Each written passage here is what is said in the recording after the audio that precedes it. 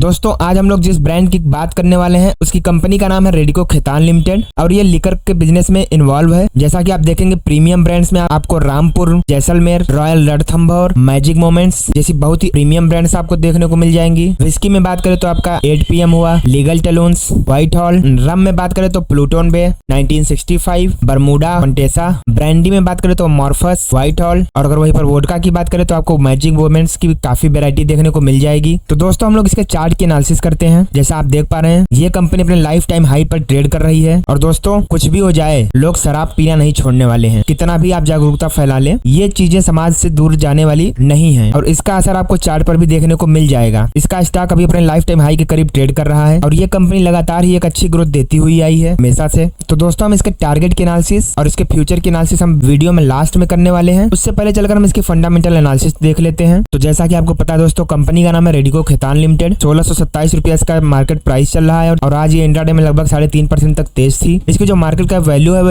21,751 करोड़ का है। Stock P 92 का है। ROC 11.6% एंड ROE 9.82% का है। ROC एंड ROE के लेवल पर उतना अच्छा नहीं है लेकिन हाँ इसने चार्ट पर काफी अच्छा रिटर्न दिया है। बाकी अगर हम इसके पिछले एक साल के हाई लो की बात करें तो 1069 रुपए का इसने लो लगाया था और 1885 का हाई लगाया था। आपको दोस्तों कंपनी के बारे में बता दूं 1943 में कंपनी स्टैब्लिश्ड हुई और दोस्तों ये एक ऐसी कंपनी है जो इंडियन मेड फॉरेन लिकर बेचती है, यानी कि ये कंपनी मैन्युफैक्चरिंग इंडिया में करती है और अपने प्रोडक्ट्स विदेशों में भेजती है। इनिशियली इस कंपनी को रामपुर डिस्टिलरी कंपनी के नाम से जाना जाता था और बाद में जब इसने 1997 में 8 PM विस्की को लॉन्च किया उसके बाद से तो दोस्तों इस कंपनी के 4 चांद ही लग गए। वहां से ये कंपनी काफी ज्यादा प्रॉफिटेबल में रही। दोस्तों अगर हम इसके पिछले 5 सालों के चार्ट को देखेंगे तो इसमें आपको 45 डिग्री की एक अच्छी तेजी देखने को मिल जाएगी। बाकी अगर हम इसके पीयर कंपैरिजन की बात करें तो जैसा कि आपको पता है कि अल्कोहलिक बेवरेज सेक्टर में काम करती है जिसमें आपका यूनाइटेड स्पिरिट्स हुआ, यूनाइटेड ब्रूवरीज, रेडिको खैतान है ही, सुला vineyards, Tilak Nagar industries, पिकार्डली agro, India glycols जैसी और भी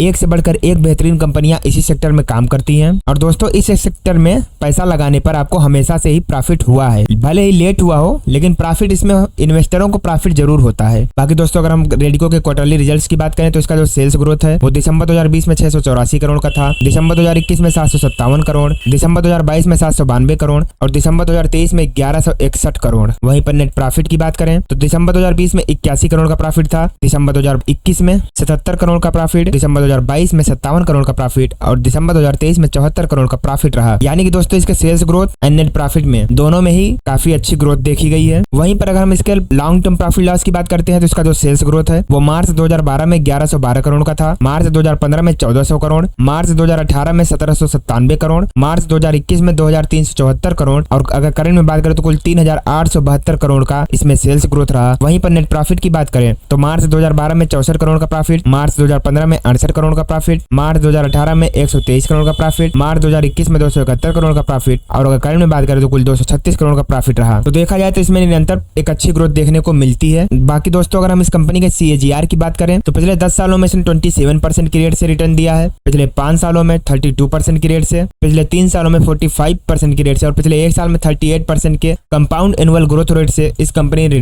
रिटर्न दिया है जो कि अपने इन्वेस्टरों को काफी अच्छा पैसा इसने कमा के दिया है। कंपनी की अगर हम बोरोइंग्स की बात करते हैं तो मार्च 2012 में जहां 650 करोड़ का उधार था, मार्च 2015 में बढ़कर 849 करोड़ हुआ, वापस से घटकर 2018 में 592 करोड़ रहा, मार्च 2021 में 288 करोड़ रहा और अगर सितंबर 2023 तक की बात करें तो वापस से बढ़कर इसमें 888 करोड़ का लोन हो चुका है। वहीं पर अगर हम टोटल एसेट की बात करते हैं तो मार्च 2012 में जहां 1634 करोड़ का एसेट था, मार्च 2015 में 2089 करोड़ का एसेट, मार्च 2018 में 2232 करोड़, मार्च 2021 में 2595 करोड़ और अगर सितंबर 2023 में बात करें तो कुल 3953 करोड़ का इस कंपनी के पास एसेट है जो कि काफी अच्छी बात है। दोस्तों अगर हम कंपनी के शेयर होल्डिंग पैटर्न की बात करते हैं तो रेडिको में प्रमोटर्स की हिस्सेदारी जहां मार्च 2021 में 40.30% पर थी वहीं पर दिसंबर 2023 में 40.26% पर है। तो देखा जाए तो कोई खास इसमें प्रमोटर्स ने अपनी कोई खास होल्डिंग सेल नहीं करी लेकिन फिर भी यहाँ पर चिंता का विषय तो है ही क्योंकि इसमें प्रमोटर्स की हिस्सेदारी 50% के नीचे है। वहीं पर अगर हम FIIs की बात करें तो FII जहां 19.46% पर थे उन्होंने भी अपनी पोजीशन घटा के 19.01% कर दिया। लेकिन अगर हम वही सितंबर 2023 से देखें दिसंबर 2023 में, तो इस क्वार्टर में इन्होंने बढ़ाया ही है। बात अगर DIIs की करें तो जहां 17.10% पर थे, इन्होंने अपना काफी अच्छा पोजीशन बढ़ा के 23.99% कर दिया। बात अगर हम गवर्नमेंट की करें तो गवर्नमेंट की हिस्सेदारी जहां 0.02% पर थी, गवर्नमेंट ने अपना हिस्सा निकालकर 0.00% कर दिया, यानी कि गवर्नमेंट ने अपना इक्विटी बेच दिया। और बात अगर पब्लिक की करें तो पब्लिक की होल्डिंग जहां 23.11% पर थी, पब्लिक ने भी अपना काफी ज्यादा हिस्सा कम करके 16.75% कर दिया है, जो कि किसी भी कंपनी के लिए अच्छी बात है। पब्लिक की हिस्सेदारी जाए और बड़े प्लेयर जैसे FIIs, DIIs एंड प्रमोटर्स अगर उसमें हिस्सेदारी बढ़ाएं तो ये अच्छी बात होती है। बाकी दोस्तों अगर हम रेडिको के फॉरेंसिक एनालिसिस करते हैं तो कंपनी का रेवेन्यू काफी अच्छा है, ROE भी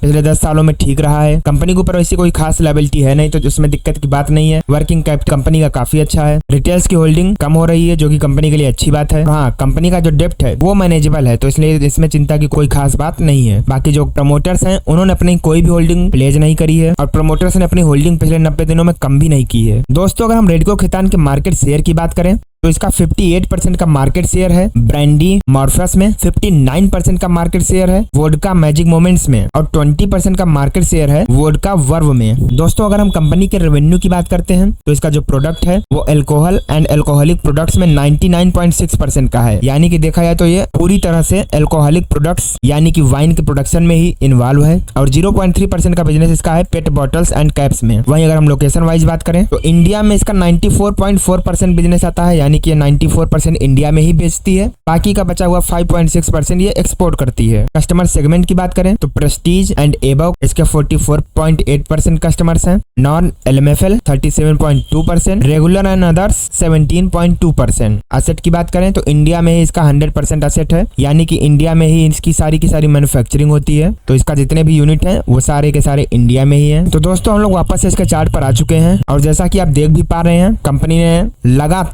लगातार इस कंपनी ने अच्छी ग्रोथ दिखाई है। तो दोस्तों ये कंपनी में मेरा काफी ज्यादा इंटरेस्ट है, लेकिन आप मेरे इंटरेस्ट पर बाई मत कीजिए, आप खुद से भी एनालिसिस करिए, उसके बाद इसको अपने पोर्टफोलियो में शामिल कीजिए।